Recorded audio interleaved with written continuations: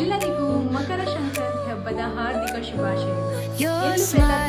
Sankranti special ಸಿಹಿ ಪೊಂಗಲ್, ಖಾರ ಪೊಂಗಲ್ ಮತ್ತೆ ಗೆಣಸು.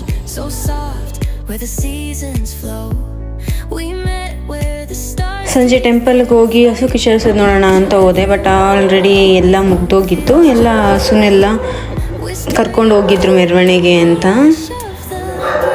ನೋಡಿ ಮನೆ ಹತ್ರನೇ ಬಂದಿದ್ದಾರೆ ಆಗಲೇ.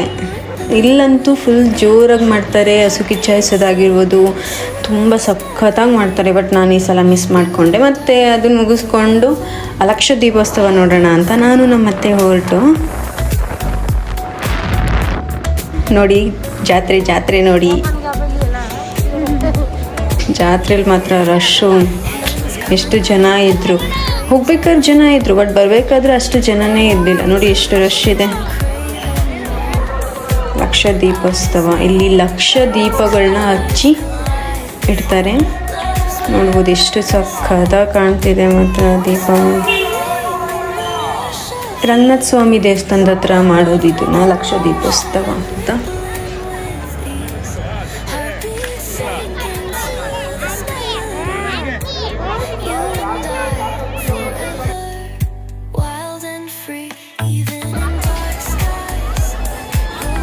ಬರ್ಬೇಕಾದ್ರೆ ನೋಡಿ ಗಾಯ್ಸ್ ನಮ್ಮ ಪಯಣ ಹೇಗೆ ಕಾಣಿಸ್ತಿದೆ. ಟಯರ್ ಪಯಣ.